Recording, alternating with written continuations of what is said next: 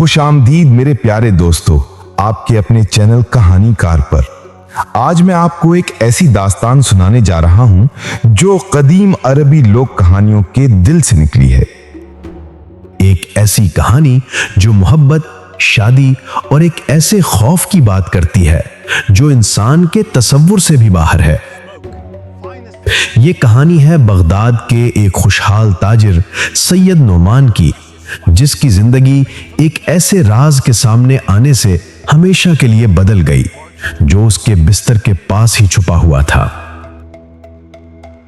Baghdad کے پر رونق بازاروں میں، جہاں ہر طرف رنگ، خوشبوئیں اور کہانیوں کی گونج تھی، وہیں سید نعمان کا شاندار گھر واقع تھا۔ نعمان ایک با اثر اور خوش مزاج شخص تھا۔ زندگی میں صرف ایک کمی تھی اور وہ تھی ایک شریک حیات کی۔ پھر ایک دن اس کی نظر امینا پر پڑی۔ امینا کی خوبصورتی اس قدر دلکش تھی کہ کوئی بھی اسے دیکھ کر دم بخود رہ جاتا۔ اس کی آنکھوں میں ایک گہرا راز تھا، اس کی مسکراہٹ میں ایک دل موہ لینے والا جادو تھا۔ نعمان نے فوراً شادی کی پیشکش کی اور امینا نے قبول کر لی۔ ان کی شادی ایک جشن تھی۔ ابتدائی دن محبت، ہنسی اور سکون سے بھرے ہوئے تھے۔ نعمان کو لگتا تھا کہ اس نے دنیا کی سب سے خوش قسمت شادی کی ہے۔ وہ امینا کے ساتھ بہت خوش تھا، لیکن وقت گزرنے کے ساتھ اس کی خوشی پر ایک عجیب سرد سایہ پڑنے لگا۔ یہ سب دسترخوان سے شروع ہوا۔ سید نعمان نے ایک بات محسوس کی جو روز بروز اسے بے چین کرنے لگی۔ امینا رات کے کھانے میں تقریباً کچھ نہیں کھاتی تھی۔ وہ صرف چند چاول کے دانے یا سوکھے ٹکڑوں کو منہ لگاتی اور کہہ دیتی کہ اس کا پیٹ بھر چکا ہے۔ نعمان محبت سے اصرار کرتا، میری پیاری امینا، تم اتنی کمزور ہوتی جا رہی ہو، تمہیں پیٹ بھر کر کھانا چاہیے۔ لیکن امینا ہر بار ایک پراسرار مسکراہٹ کے ساتھ ٹال دیتی، میرے آقا، میرا جسم اور میرا پیٹ اس بھاری خوراک کے عادی نہیں ہے، یہ چند دانے ہی میرے لیے کافی ہیں۔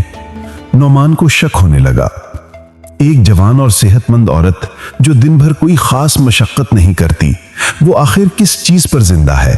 یہ سوال ایک کانٹے کی طرح اس کے دماغ میں چبھنے لگا۔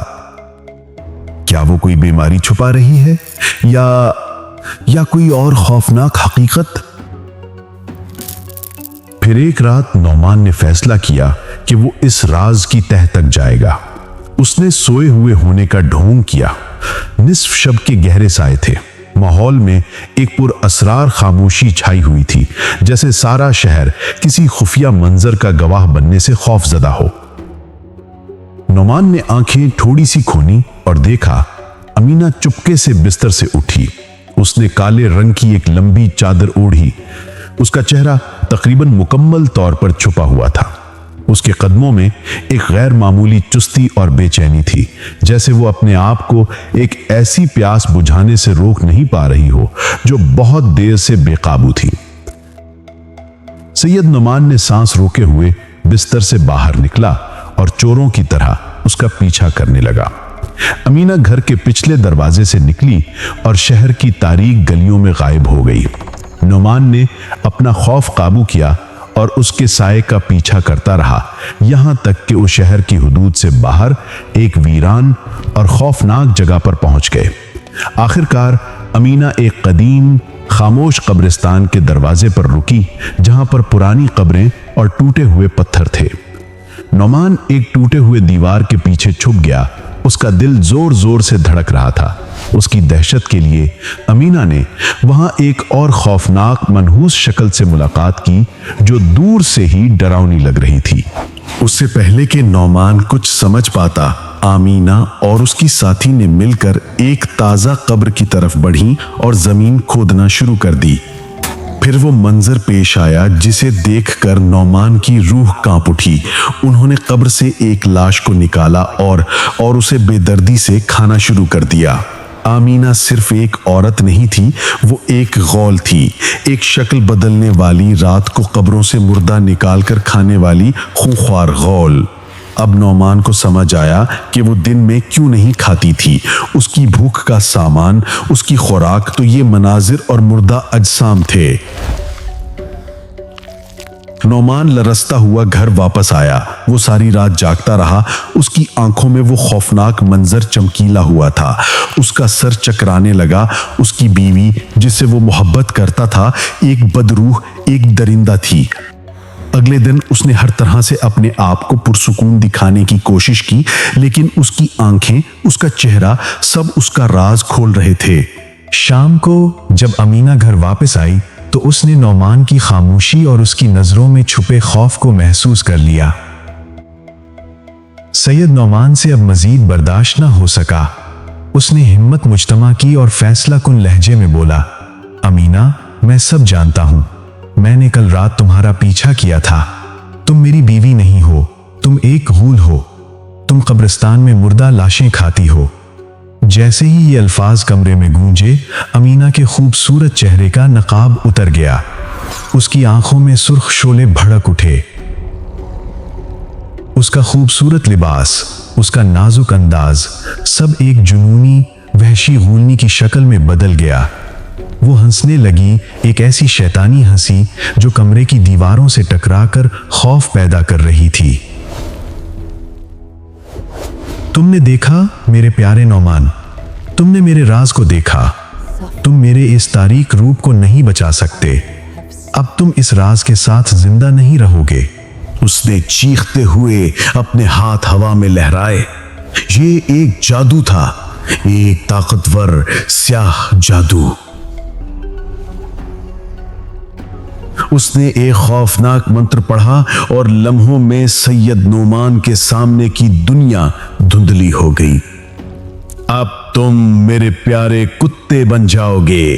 اب تم نہ کسی کو بتا سکو گے اور نہ کسی پر بھروسہ کر سکو گے۔ اور اگلے ہی لمحے بغداد کا وہ خوشحال اور با اثر تاجر سید نعمان ایک چھوٹے بے زبان کتے میں تبدیل ہو چکا تھا۔ امینہ غولنی فاتحانہ انداز میں ہنسی اور کتے کو اپنے غلاموں میں شامل کر لیا۔ یوں ایک محبت کی کہانی کا خوفناک انجام ہوا۔ دوستو، سید نعمان اور امینہ کی کہانی محض ایک سنسنی خیز داستان نہیں ہے۔ یہ قدیم ادبی تاریخ میں غول کے کردار کی سب سے مشہور مثالوں میں سے ایک ہے۔ انسان اور مافوق الفطرت شادی۔ یہ کہانی ایک بہت عام خیال کی طرف اشارہ کرتی ہے کہ انسان اور جن یا انسان اور غول بھی شادی کر سکتے ہیں۔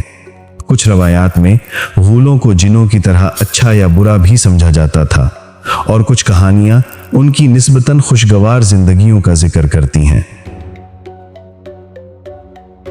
تاہم امینہ کے کردار نے غول کے سب سے بنیادی اور خوفناک پہلو کو نمایاں کیا: مردہ لاشوں کو کھانا۔ غول کو اکثر صحرا میں بھٹکنے والے مسافروں کو اپنی خوبصورتی سے لبھا کر مارنے اور پھر کھانے والے درندے کے طور پر پیش کیا جاتا تھا۔